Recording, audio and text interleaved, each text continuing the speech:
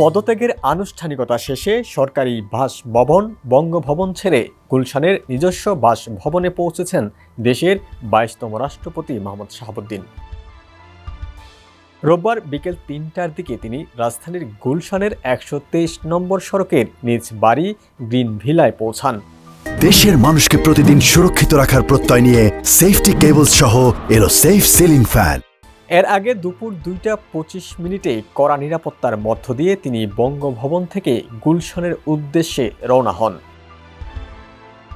এদিকে বঙ্গভবন ছাড়ার পর সেখানে দাপ্তরিক কার্যক্রম পরিচালনা করবেন ভারপ্রাপ্ত রাষ্ট্রপতি হাফিজ উদ্দিন আহমদ। তবে তিনি জাতীয় সংসদের স্পিকারের সরকারি বাসভবনেই থাকবেন।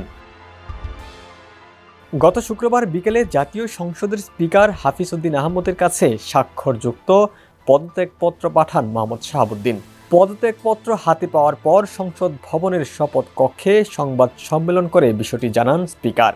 একই সঙ্গে সংবিধান অনুযায়ী রাষ্ট্রপতির দায়িত্ব গ্রহণের কথাও ঘোষণা করেন স্পিকার। মেয়াদ শেষ হওয়ার প্রায় ২.৫ বছর আগেই রাষ্ট্রপতির পদ ছাড়লেন মোহাম্মদ শাহাবুদ্দিন। অসুস্থতাকে পদত্যাগের কারণ হিসেবে দেখিয়েছেন তিনি। আওয়ামী লীগের মনোনয়নে বিনা প্রতিদ্বন্দ্বিতায় নির্বাচিত হয়ে ২০২৩ সালের ২৪ এপ্রিল দেশের ২২তম রাষ্ট্রপতি হিসেবে শপথ নিয়েছিলেন মোহাম্মদ শাহাবুদ্দিন।